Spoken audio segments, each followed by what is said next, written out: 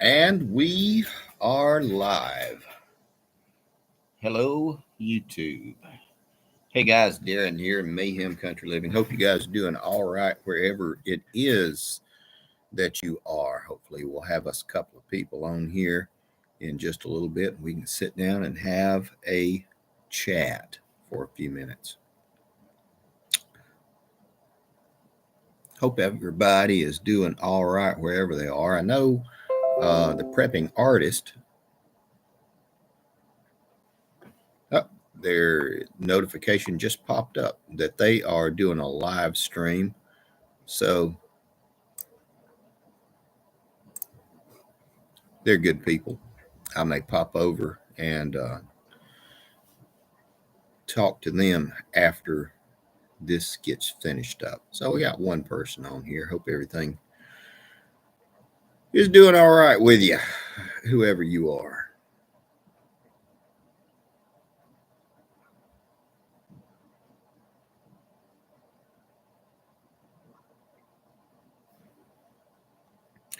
One of the things that we've been doing around here is playing catch up, cleanup, and got my hair cut finally, so I didn't look so homeless. My wife's happy about that.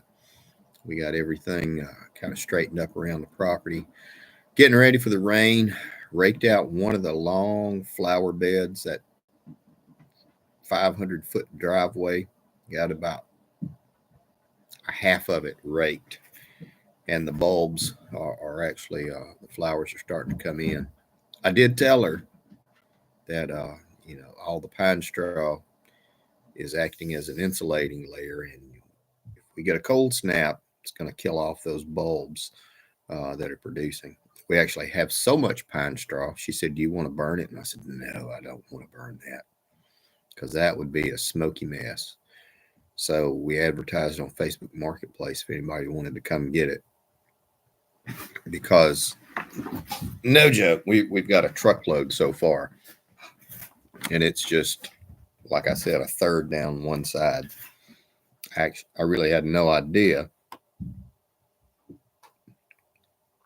that it was so thick, 6 inches in places, just from where that stuff's been falling and falling. Hey, Doc Falcon, how are you doing, buddy? I wanted to say I got your package in the mail. How about that? I'll do a whole video. There we go. Turn it where it can be seen on that. Got both of them. Thank you very much for the birthday present. Man, that's just cool. I will, like I said, I'll have to try it and see. Bread in a can. It just blows my mind. And it's supposed to be pretty good. 8 servings. Oh, I love it. It's got 8 servings per container, 130 calories. So it actually has a decent amount of calories. 3 grams of protein. I mean, that's not bad. That's not bad at all. So I'm looking forward to trying this stuff. This is pretty cool. And for special treat, it says serve with B&M baked beans. That's how I have heard people talk about it. I think BC had mentioned that once before. But I just wanted to tell you, it's a meal in a can. There you go. I just wanted to tell you I got it. I was utterly blown away.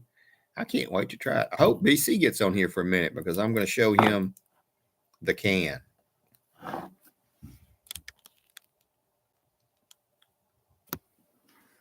No, this was really cool. Like I said, I am very, very appreciative, and thank you very much. It's really cool. Shauna got it.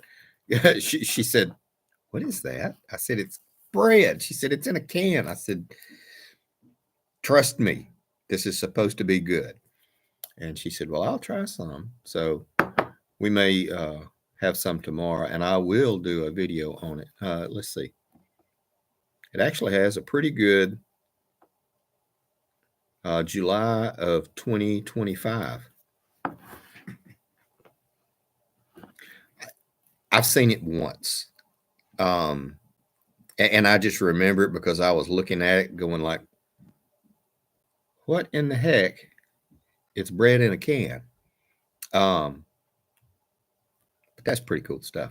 And like I said, it has a really good shelf life too. A year, almost a year and a half. And warm it up and throw on some butter. Oh, that's cool.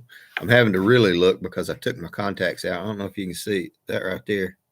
My eye has I got the oil ducts are infected, so my eye, when that happens, it is a booger. It really kind of jacks everything up. But oh me, how you feeling today? You doing better? It was popular during World War II.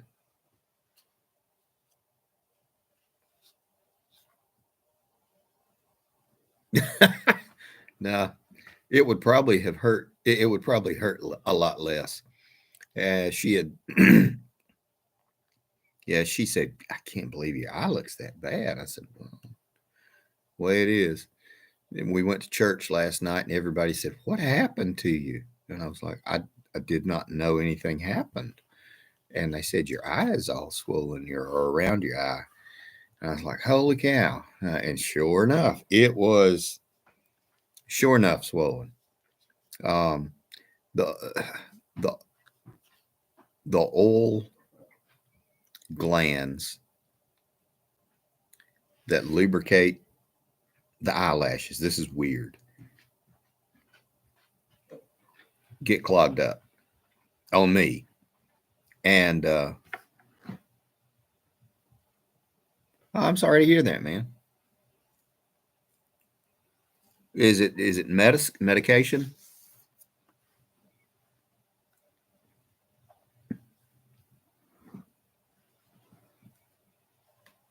I know what you mean.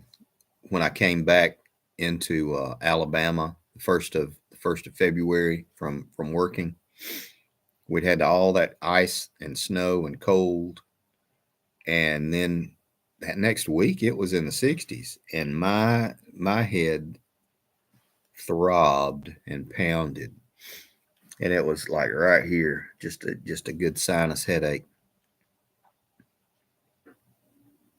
Blood pressure okay? Okay, yeah, I just read. Okay, yeah, blood pressure is good. I don't know. Well, we got 3 people on here. We got us a couple of people hanging in the background. Hey guys, hanging in the background. Come on in if you want to. Um, but well, I hope you get to feeling better. Did you have dinner?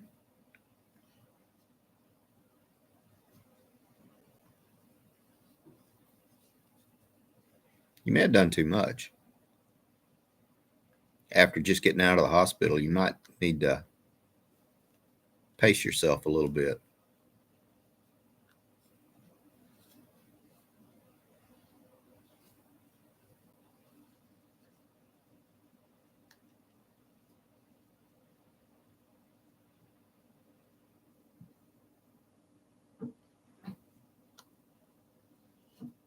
Hey Marvin, what you doing, buddy? Hope you're doing all right.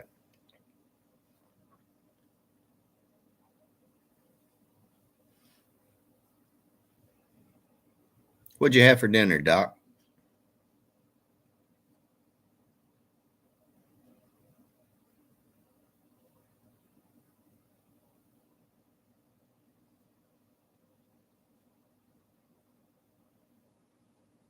Dang. How old was he? Or is he?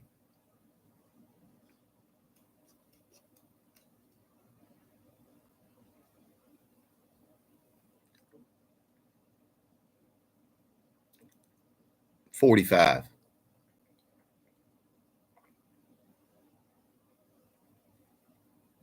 45 years old. 30 freaking 4? Hey, Cole, how are you doing?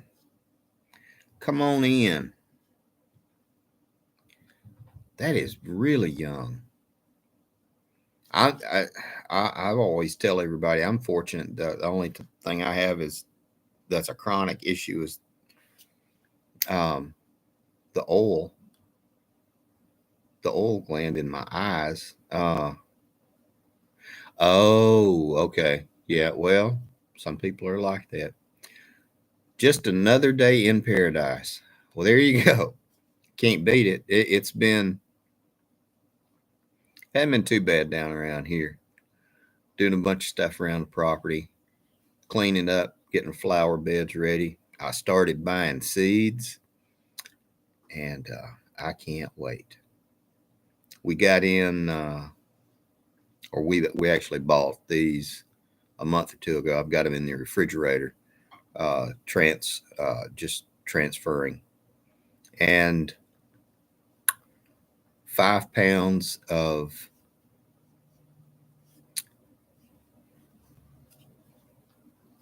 bulbs, flower bulbs, and daffodils to be specific. And so we're getting ready to start planting them. Probably going to do it some this weekend. It's supposed to rain, so it'll be a good time to get those guys in. Oh, Marvin, look at this. Hang on. Can't. There we go. Speaking of bread, northern beans and cornbread, though, that sounds really good. No, sir, they're daffodils. I got to pull them out of the refrigerator and let them come up to start thinking it's time for spring. So we're getting ready to do that. The Jerusalem artichokes should be here tomorrow, I think, also. So I got another 5-pound bag of them. So we're going to start planting them, and I will start doing videos on them harvesting and cooking them because it's a perennial and it's like a potato. But once you plant it and they establish, they just grow and grow and grow and grow. So that's pretty good. I'm looking forward to that, and I'll probably start planting a lot more of those if we like them. And they get 7 or 8 feet tall as sunflowers. So, and they smell good too. The big old yellow flowers, it actually has a smell. So it'll be nice, and we'll see how well they do.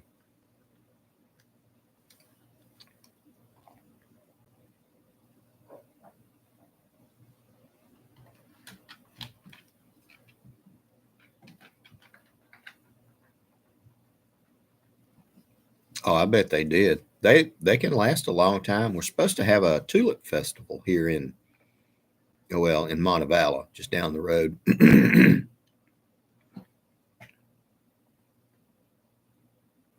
Yes, yes.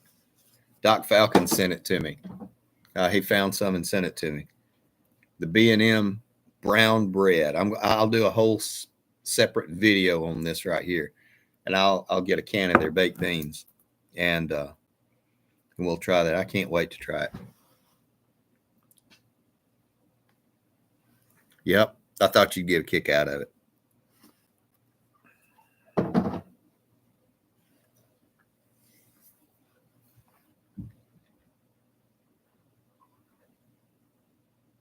How's everything going with you, Marvin? We have a tomato festival, East Nashville, every year.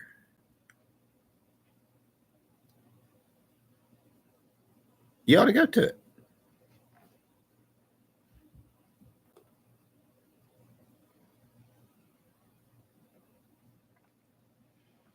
But I was able to, yep. Yeah, I knew what you were saying, Marvin. I went ahead and grabbed some more herb seeds, oregano, basil, thyme, and then I went ahead and grabbed a few packs of microgreens, and I've got the foam board, so I can go ahead and set up the hydroponics and get all that stuff going together, and that'll be good. And that way we can start having lettuces again and not have to go buy the stuff, because it is lettuce gets kind of expensive. Cabbages too. They're getting kind of up there. I never thought I'd pay that much for cabbages. But they ain't cheap.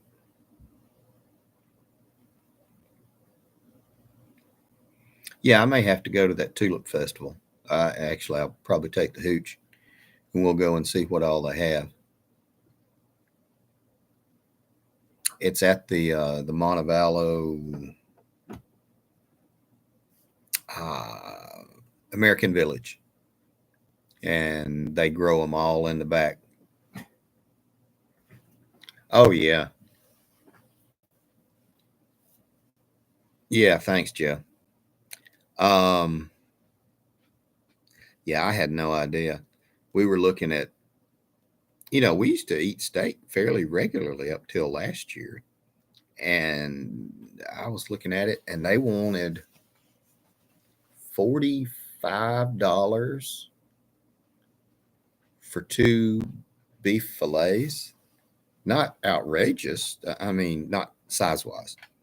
I mean, I'm 8 ounce, maybe 10 ounce, and I am not opposed to paying that much for a couple of good steaks like that in a restaurant where it's already cooked. But that was just in the plastic. I am utterly blown away. Yeah, yeah, and it's times like these you find somebody with a cow, or you begin to research different cuts of meat that aren't as expensive. Still dealing with the insurance company with my wheels and tires of attending jobs.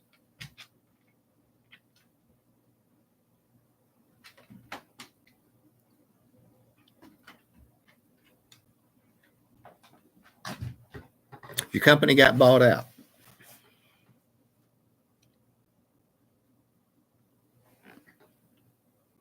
Well,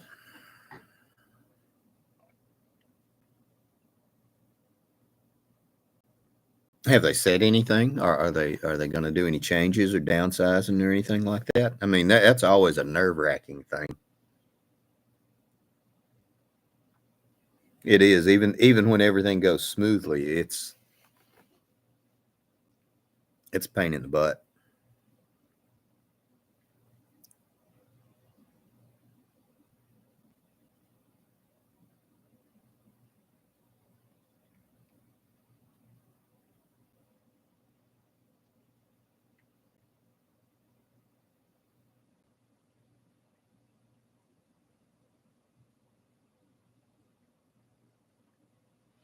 Well, dadgum.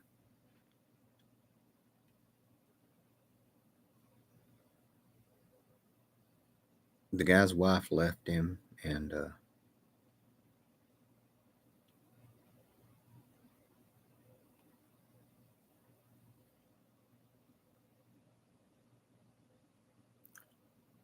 what? Let me try to pronounce your name. Uh, Tramian Henderson. I got the Henderson part down. Tramian.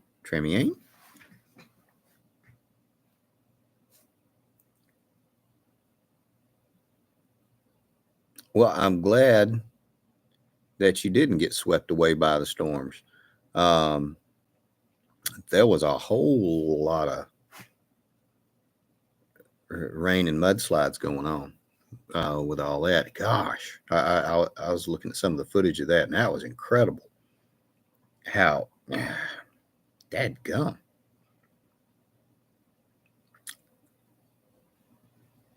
But thanks for coming by.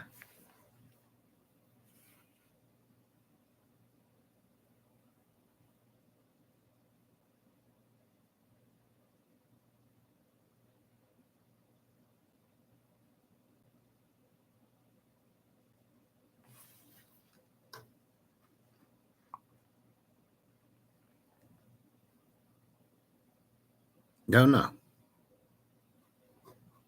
Oh, I guess she left. If I think it was a she. Anyway, um, yeah, that was some storm. Oh no, you're there, Tremaine. Oh, okay. Thank you. Thank you for so I wouldn't butcher it up. Well, thank you very much. I really appreciate that. Thank you for coming by and hanging out with us. It's pretty informal here, especially when we get a small bunch. Everybody kind of knows everybody. There's Marvin and there's Doc. Gosh, and we've talked together on and off for years, off of here. Uh, so you're welcome to come by and hang out. It's the channel's kind of outdoor homesteading, with a little bit of prep stuff in there. So it's not too bad. We always have a good time. It says the water got to her front door and stopped. Wow.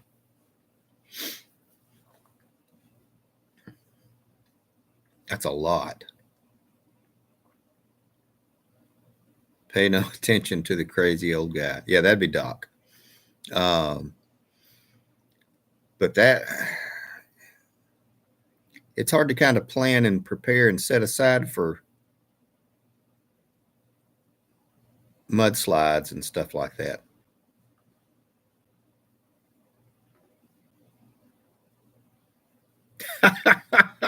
Well, thank you very much.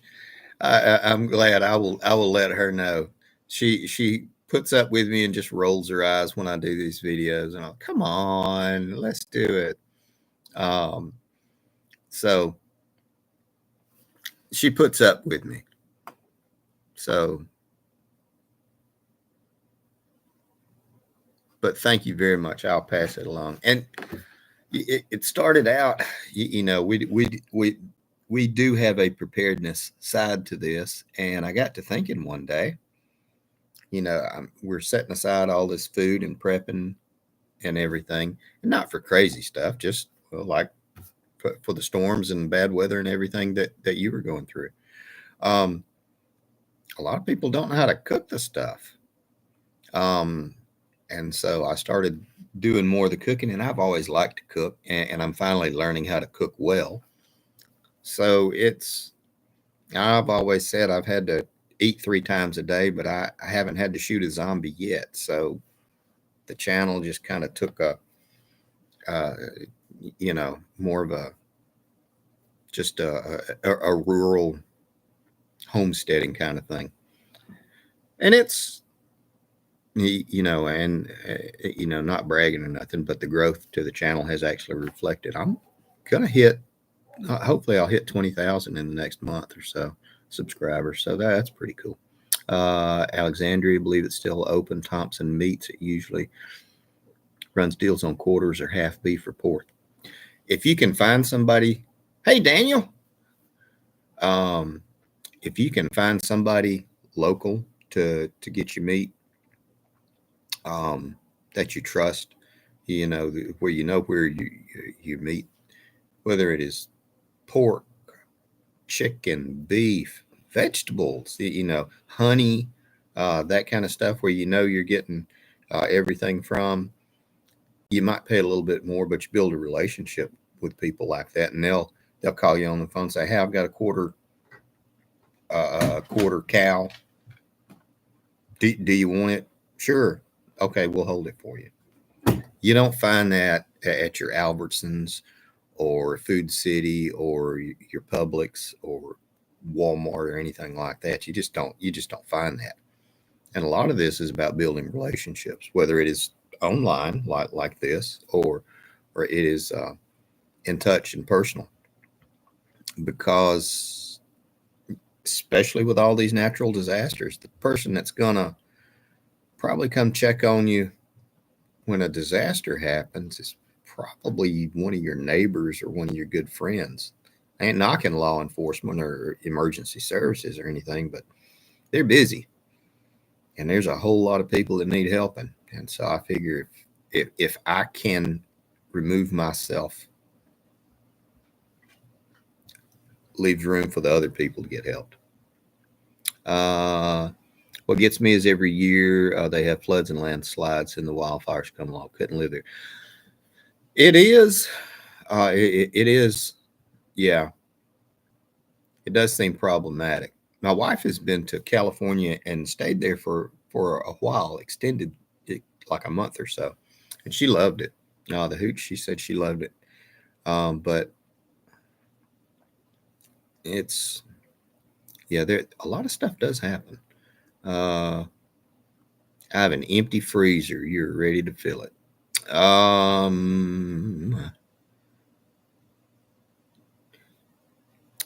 Have you ever watched Patera, uh, Appalachian Homestead? That's her channel. She's up about 40 miles up north of Knoxville, I believe it is, something like that, up that way, maybe an hour. And she talks about all the little mom and pop places that have that process and everything. There might be something on her channel. You could go by and get it reasonably priced. I'm looking for somebody that does raw milk, whether it is goat milk or cow milk, so I can. I want to make some cheese, and I'd like to try that. That's one of the things. But yeah, ain't nothing worse than an empty freezer, Doc, because you got to stick something in it.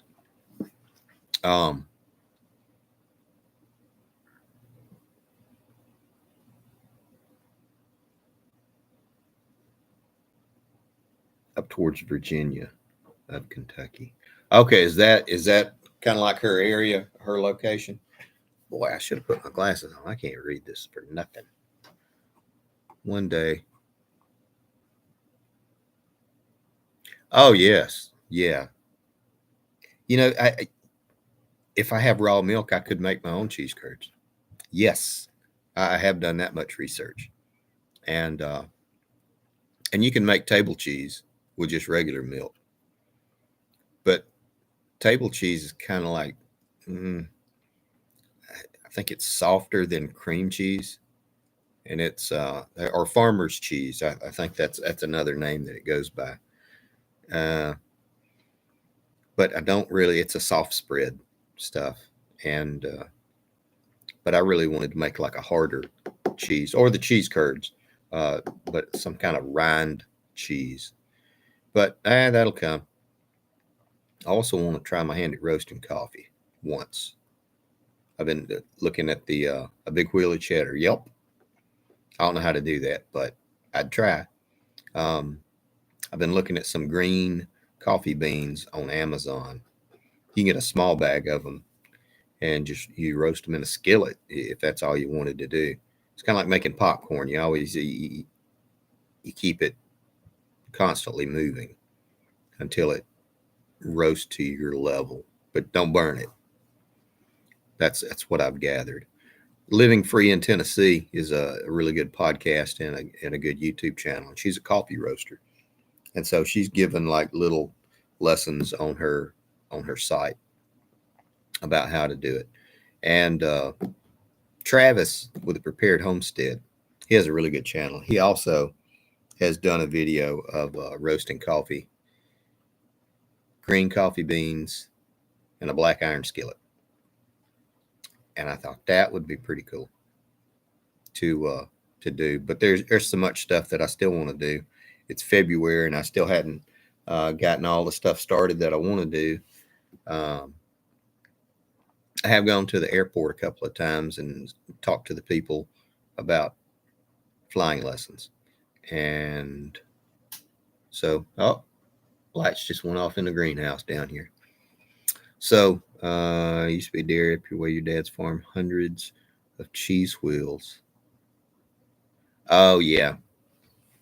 Yeah, there used to be one in Alabaster also, off of, I want to say Kent's Dairy Road, because it was Kent's Dairy. And they closed down about 8 or 9 years ago because they couldn't, they got zoned out. It was, they were developing subdivisions all the way around it, I believe it was, and they just kind of decided to just close it up, and they sold it out to the subdivisions. So it's just all that's left is the name on the road, Kent's Dairy Road in Alabaster. But it seems like a lot of these places are getting, or they have been for years, just getting pushed out, or if not pushed out overtly,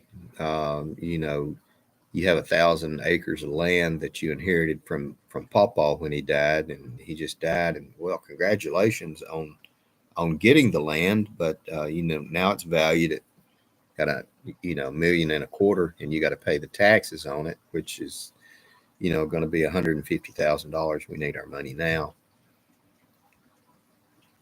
and people are forced to sell.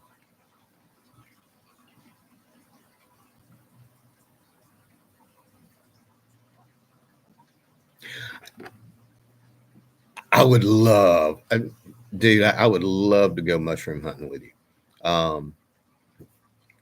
I watched the video on the lady who was doing it with the bales of hay, uh, 4 bales of hay, and they cut the bales open, left them on the ground, cut the bales open so they expanded but didn't fall apart. And then she sprayed them and inoculated them, which is basically you take the mushrooms for people that don't know, you take the mushroom pieces and parts and sprinkle them all over. So yeah, that'd be cool because I like mushrooms. Dairy market is dying off up there. Only 2 big dairies left now, and heck, they're 40 miles away and wouldn't pick up milk from you unless you have 1,000 pounds. Yeah, they're squeezing out the little fella. In flying lessons, I highly recommend that. This is coming from a former pilot. You can. It turns out I start talking about this, and my buddy Chris, surviving in Alabama, he says, "Oh yeah, it's great stuff." He said, "I've been flying for 93." He said, "I've been flying for like 25 years." He says, "My license is lapsed." He said, "Because he said, I just didn't have the time for it, and he said, but I love it." He said, "You ought to do it." And I said, "Well, what kind of stuff did you fly?" And he said, "I flew this and certified for this and this and this." I'm like, I got no idea about any of that. But yeah, I would like to. Um, I would like to at least own, you know, single engine something, um, just to just to be able to do it. And the guys at the Bibb County Airport, they said, "Oh, come on over and you can ride with us for free whenever you want to because they build. Uh, they have a shop there. I'll have to do a video on it. Some of the pictures you might have seen of that big old seaplane. Uh, they rebuild them and repair them, especially wings with fabric. And they're like the #1 place in the Southeast that does that kind of restoration.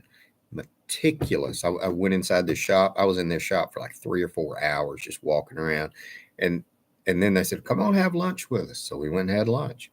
Um, but these guys, man, and these planes are, you know, the guy I work with, Charlie, he has a plane. Um, on that team between Inverness and Leeds, they have a goat farm that does that stuff. Just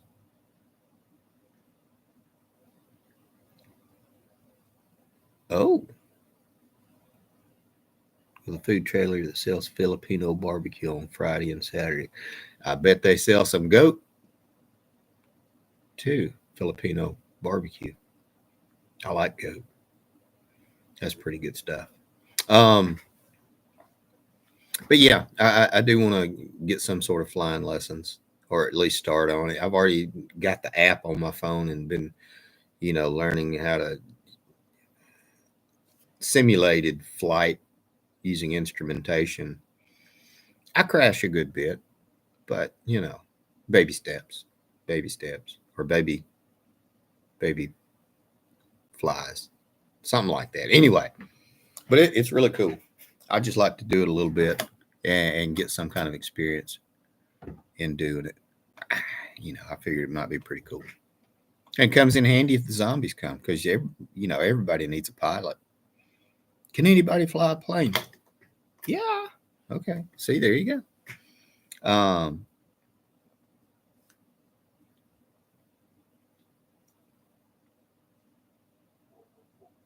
How long did you fly for, Marvin? I've heard that it can be very expensive, especially when you buy a plane. And I've heard that people sell shares of their plane. I was looking on Marketplace and they were selling a third of an airplane for $33,000. It stuck out because the third and 33, and it was a nice airplane. And those guys at the Bibb County Airport, I was talking to them and I said, roundabout, and they said, oh, we don't, we'll tell you anything about them. And he said theirs are about like 350,000 for their planes, and they're kind of like sporting aeronautics, um, all kinds of stuff. And they had some really cool planes in there. They had some, the water landing stuff, and it was just amazing inside an old beat up hangar. And I was waiting on Charlie to fly in because we were going to do some computer work. And the guy came out and said, "What, can I help you?" And I was like, just hanging out. And he said, "Oh, well, come on in and get a cup of coffee and I'll show you around." And I was like, "Okay." And so we were there for 3 hours. I was blown away by the amount of precision, because they build the wings and then rebuild them. They're all hand built. I had no idea. And so everything is laid out precision, and everything is taped and tied, and then they stress test it, and then they just like making a dress or a suit of clothes. They take the fabric, stretch it over it, and then they start to coat it, and they hand sew every stitch on these wings on these planes. And I was like, it's amazing. And he said, "You want a job?" And I was like, "I can't do any of this." He says, "I will teach you." Um, Free coffee? Yeah, yeah. I had a cup of coffee. Yeah, and then we went and had lunch. Um, but it's a family run place. I'll have to go and do a video of it. Um, it is mind blowing, the amount of work that just goes into like a wing or a strut. And he said, "We got this in from the factory and it was warped. So we had to, torque it and stretch it and bend it. And now it's back into shape. And this guy landed hard and he broke all of his struts off. And then he nosed over. So we're doing the rebuild work on it." And I was like, good grief. I hate to think how much these things cost. Um, and before they have the fabric put on those things, they look like go-kart frames. I mean, these things aren't big. Well, they're big, but it's a two-seater, and you just it's amazing.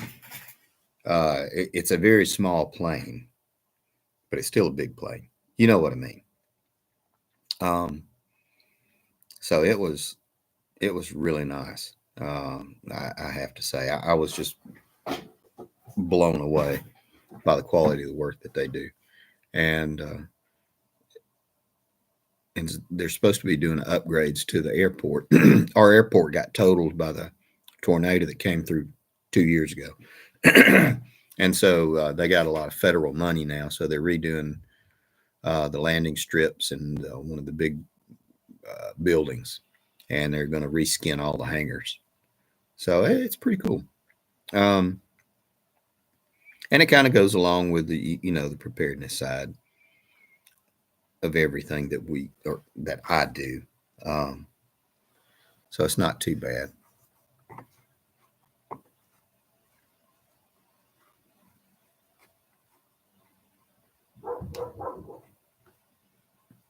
And I'm reading.